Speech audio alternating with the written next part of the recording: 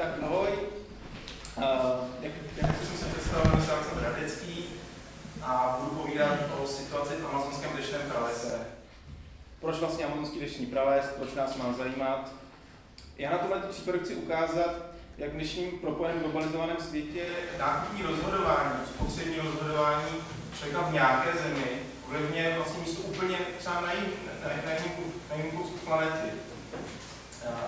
Asi tohle souvislosti jsem rád, že tady můžu povídat na půdě vysoké ekonomicky, protože se vlastně o tomhle učíme, že vy se o tom učíte, takže to dokážete pochopit. Pro spoustu lidí je to obtížně představitelné, mají představu, že vlastně tak dobře jsou banány, ale jinak vlastně si to nějak ovlivňujeme to své přímé okolí, jo, jestli...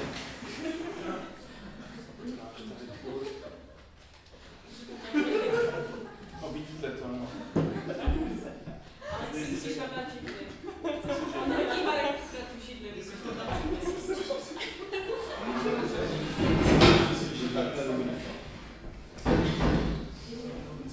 Takže zmíním se o amazonském deštném pralese, o úbytku a co s tím my můžeme dělat jako jedinci. Tak, amazonský deštný prales, takhle nějak vypadají takové klasické fotografie amazonského deštného pralese, ale je velice povedená, mi se líbí. Jaké má amazonský prales funkce? Jsou to takzvané plíce planety. Obecně rostliny přetváří oxid uhličitý pomocí nějakého procesu zpátky na vzduch pro nás dýchatelný. My sami spotřebujeme akorát vzduch, a oxid uhličitý. Takže logicky, když se zbavujeme rostlinné biomasy, zbavujeme se vlastně i nějaké zásobárny kyslíku.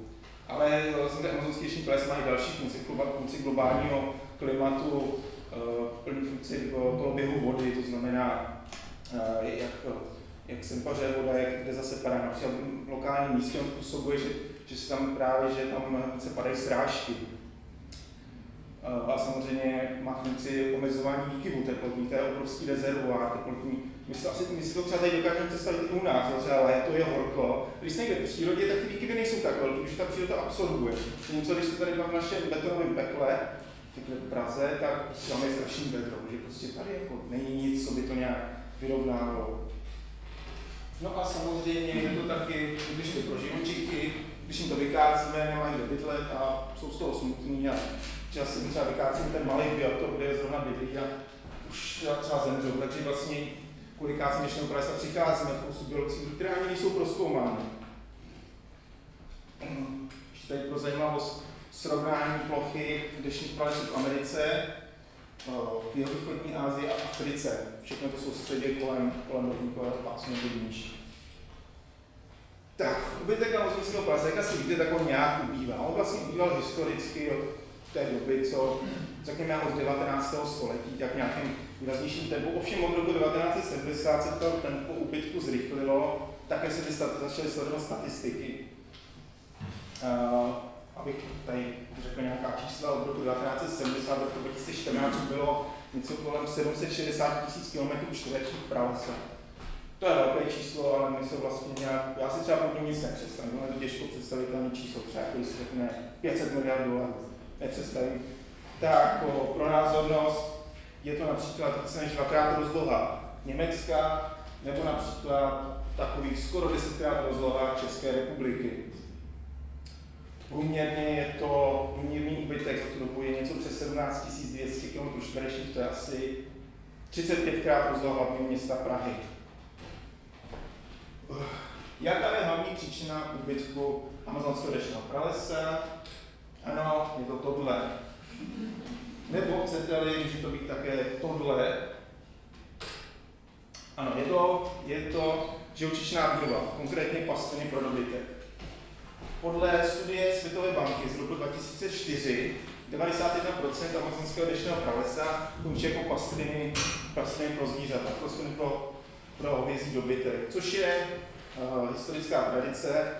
Tradičně země Jižní Ameriky jsou velkým producentem hovězího masa, různých kožených výrobků a tak dále. Je to už někdy z doby 19. století, kdy v Evropě ke konci 19. století vlastně vzrostla obliba konzumace živočišných produktů. Ono to šlo vždycky o rozvoj. Šlechta konzumovala, měšťané jako šlechta, potom jsme proletariát, bylo to tak použít, je to spochadný budiš a tak dále. Ale Evropa nebyla v tomhle procesu soběstačná.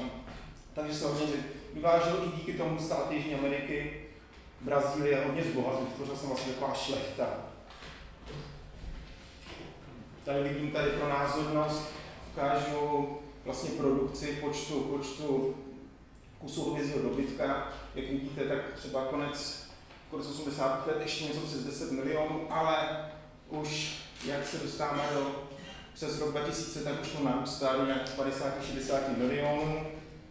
V současné době je velikost stát v Brazílii něco přes 200 milionů kusů, což je, jak si představíte, počet občanů České republiky, tak je to něco kolem 20krát toho počtu, nebo je to 3krát více než je počet obyvatel Francie. A ročně skliznou takový zajímavé slovo, které jsem našel přímo na stránkách Sdružení brazilských exportérů, hovězího dobytka asi 60 milionů, což je asi jako celá Francie. Pro názornost. Tento obrázek tady není náhodou, je to proto, že současně době zhruba plocha pastvin hospodářských zvířat Brazílie odpovídá zhruba ploše Francie, bez zámořských území, jak jsou stejně malá, protože můžete si představit, celá ta plocha se pasou samý dobytek.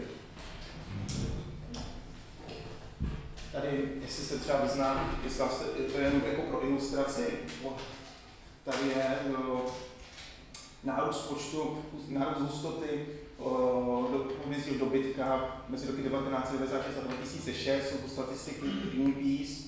Tady ta hranice, to je vlastně amazonský prales. Ten proces je poměrně komplikovaný. Jo? Některé statistiky třeba se setkáte s tím, že je to 80%, jo? Že týká se kvůli hovězímu dobytku. Ono je to samozřejmě propojené.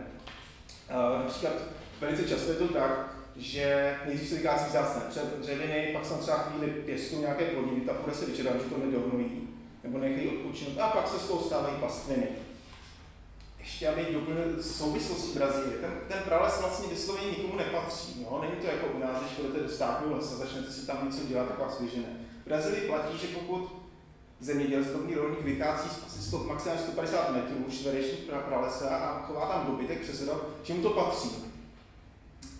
A to je právě ten zajímavý moment, to je už korporace. Buď se snaží ty rolníky potom vyhnat, aby získali tu půdu, protože jinak získat nemůžou.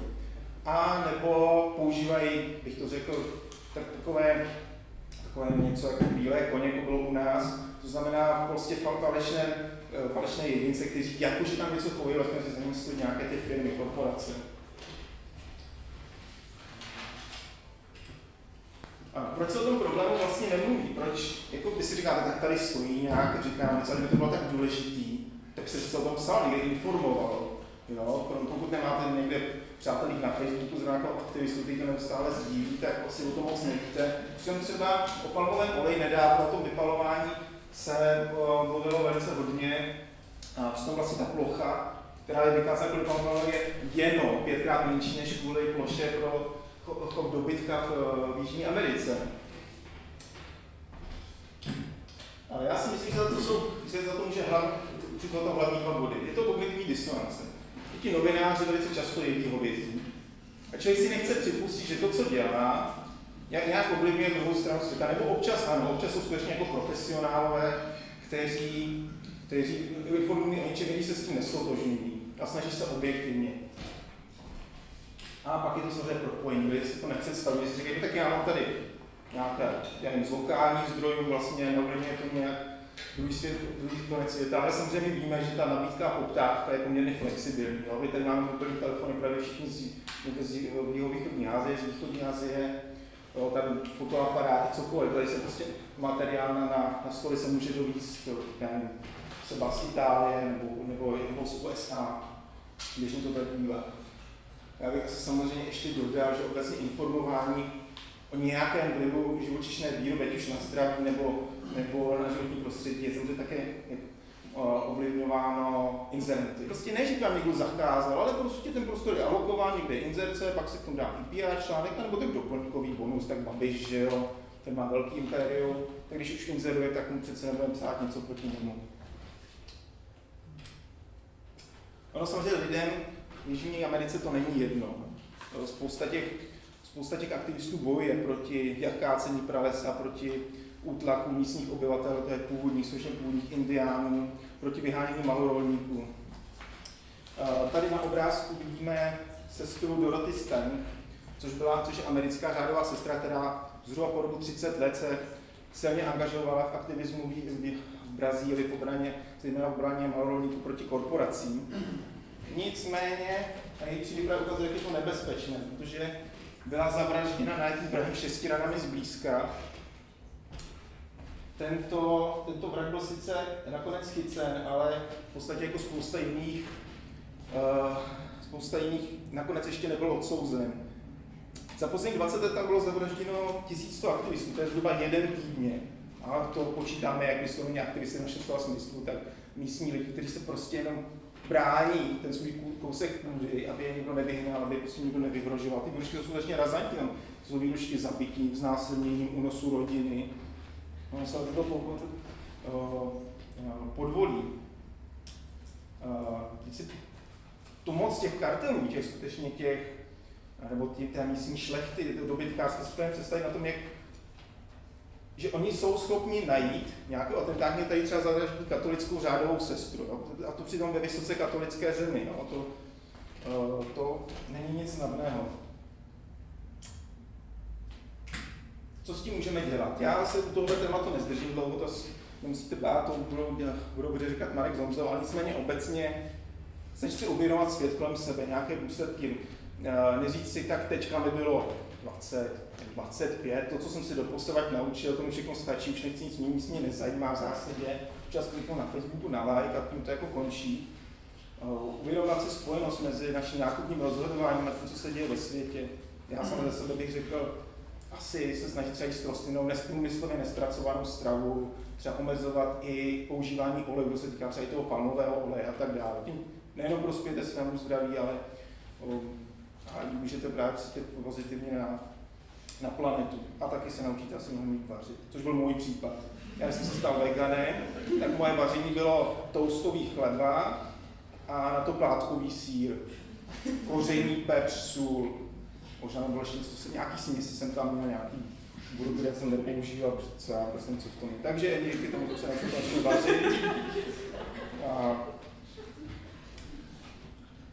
Potom si řeknu potom. Jestli vás tohleto tématu, jestli vás nějak zaujalo, můžete se podívat na film, možná ho znáte, jmenuje se to Cowspiracy.